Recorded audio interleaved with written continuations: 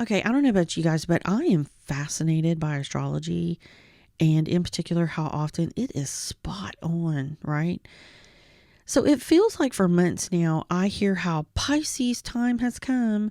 We're turning a corner to the positive, and then I wait and I wait, and then I hear it again about the next astrological event, and it dawned on me, what am I waiting for? Am I waiting to become something?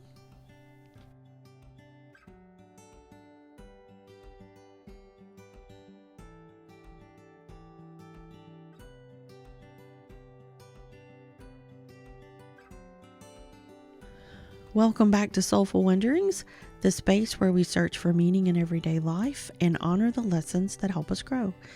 I'm Heather and I'm your host. And before we get started, we would love it if you would subscribe to our podcast. You can also head over to our socials and follow us there, and all of that information will be in the show notes. So this week we are back to our series discussing the middle. I feel like we live our lives in the middle of pretty much everything. Something begins, maybe part of our journey, but do we really see the end of that journey, or are we always growing and evolving and changing? Hence, the middle. Lately, for me, the thing I feel truly in the middle of is becoming who I am or who I'm meant to be. Look, it's no secret that I've lived most of my life being who others wanted me to be, being the ultimate people pleaser. But the truth is, I always felt like I was on the fringe. You know, I've never felt like I fit in anywhere. School, work, family. I've always been just sort of slightly out of step with everyone else. You know, a little bit different. People say, oh yeah, she's a little different. And of course, the people pleaser has always followed the rules and done as I was told. It often never really dawned on me to do it differently, or push the envelope, or go against the grain, or any other cliches we feel like we can add in there. No. The point is, it just never hit me to do that. Now, don't get me wrong. Over the years, I would have moments where I would question, or I would feel drawn to these things that were outside my norm. But I would often kind of push them to the side and go back to my normal life. And then we all know the story, if you've been keeping up, of me starting my spiritual journey. And we've even talked a little bit about what a spiritual journey is, what a spiritual awakening is. But what does that mean in context? Do you know what I mean? We say it, but I don't know that we describe it. Okay, maybe that's not true. Maybe we do. That's probably what I'm doing, right? When I'm telling y'all these stories. And oh, by the way, there's more coming out about that next year. We'll get into that later. But it's kind of hard to explain to people. Do you know what I mean?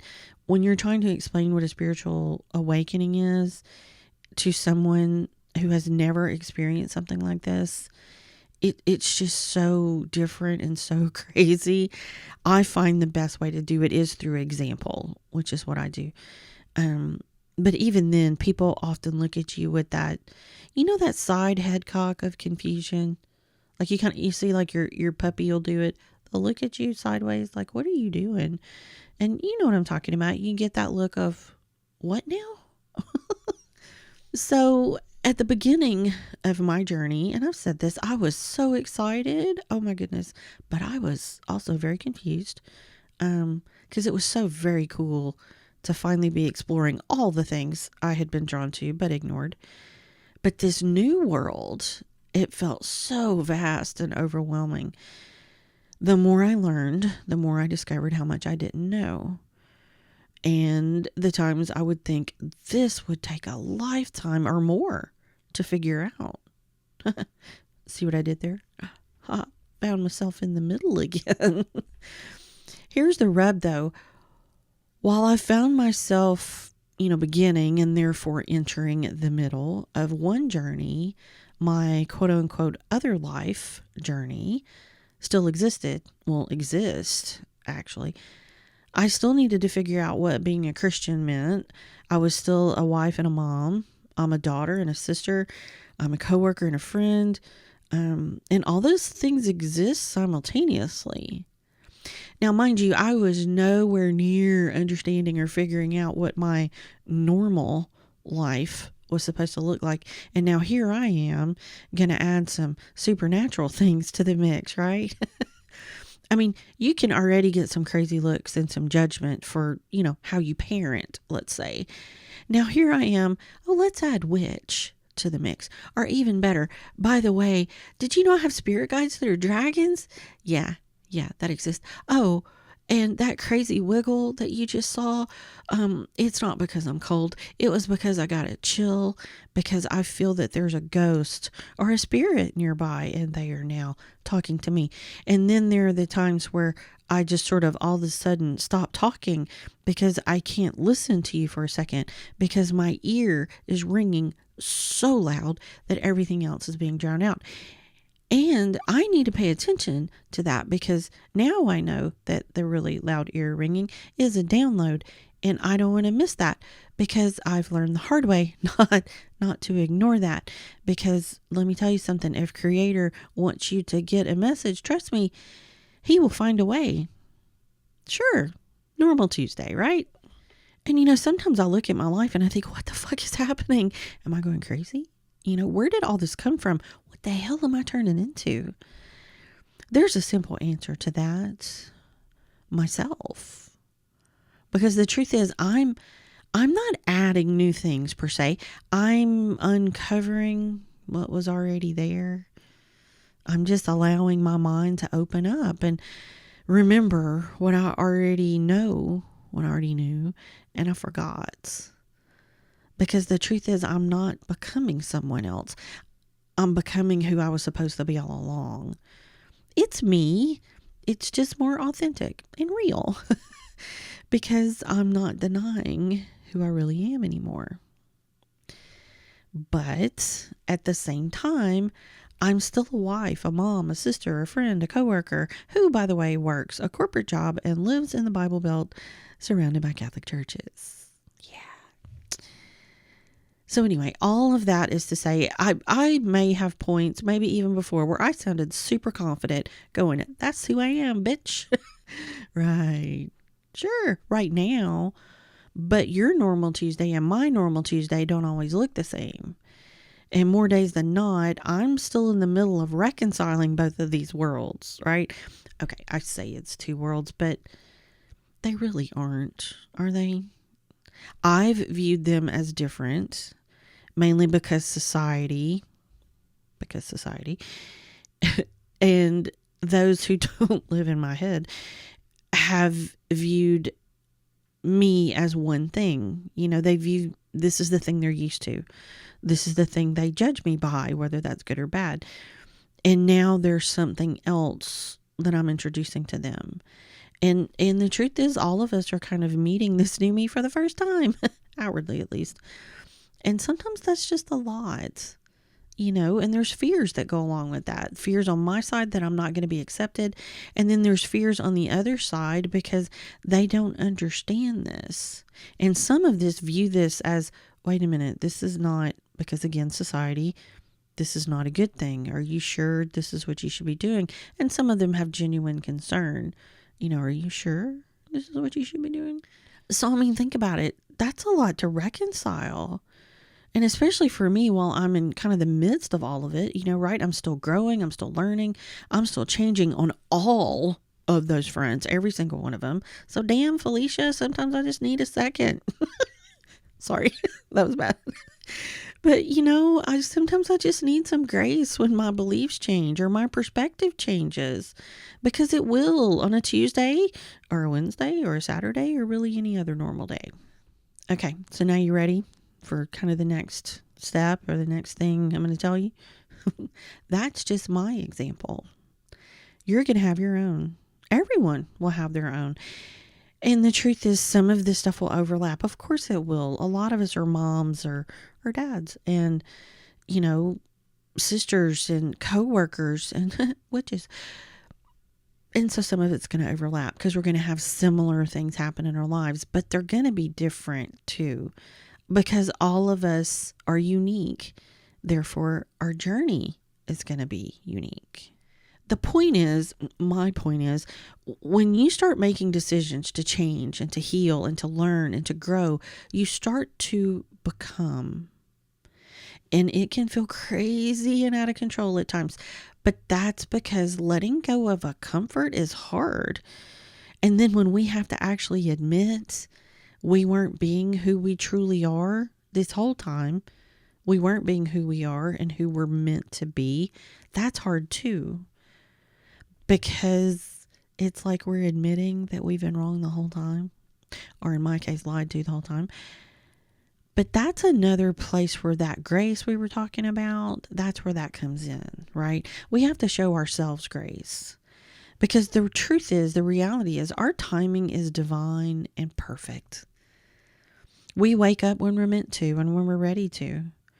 I look back on my life and I can assure you with certainty that if this has happened 20 years ago, I might have literally gone crazy. I was not ready for this then. I wasn't.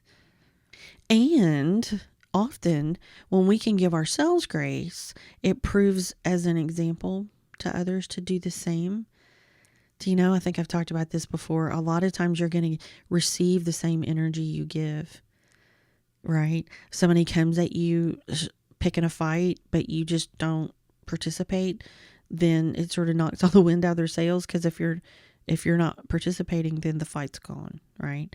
So same thing with something like grace. If you're always giving people grace, it's hard for someone not to kind of reciprocate that.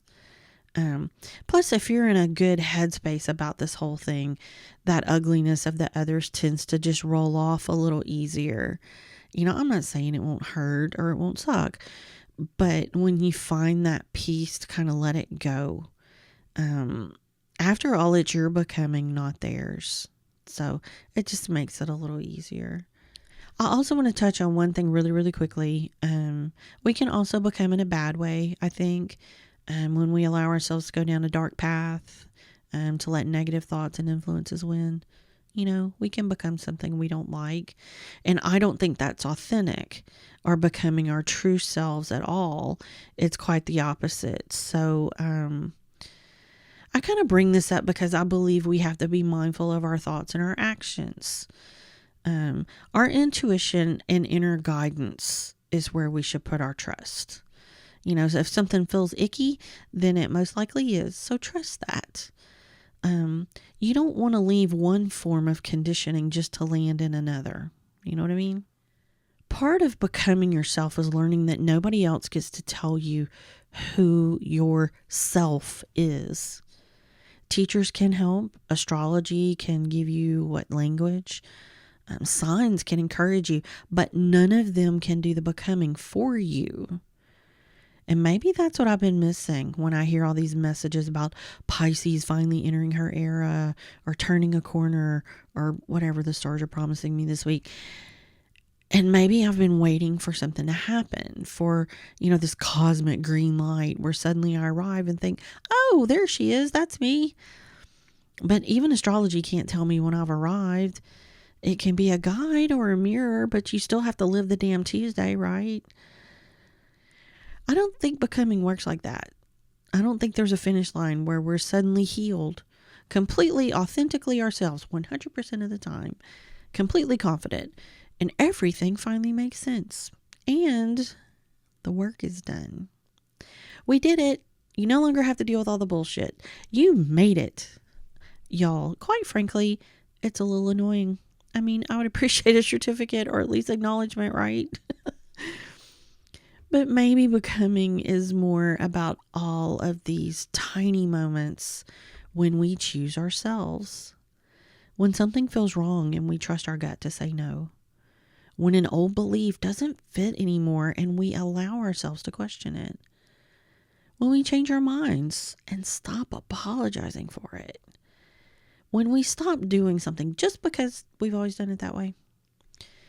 When we discover some weird piece of ourselves and instead of immediately shoving it back in the closet, we get curious about it and we go on an adventure to explore it. When we stop outsourcing the definition of who we are, that's when the becoming happens. Maybe that's why it happens in the middle. Because I'm really starting to think I've been asking the wrong questions. I've been waiting for something or someone to tell me, okay, you've arrived. You're finally who you're supposed to be. But maybe I already am. Not finished, not completely figured out. Goodness knows not finished. But becoming. And becoming comfortable in the uncomfortable, unknown that comes with that. So maybe the question isn't, what am I becoming? Maybe it's, what part of myself am I finally ready to stop denying? And what would happen if I trusted her enough to let her exist? Because maybe becoming isn't about turning into someone new at all. Maybe it's about finally giving ourselves permission to be who we've been all along. Until next time, stay curious, trust yourself, and keep wondering.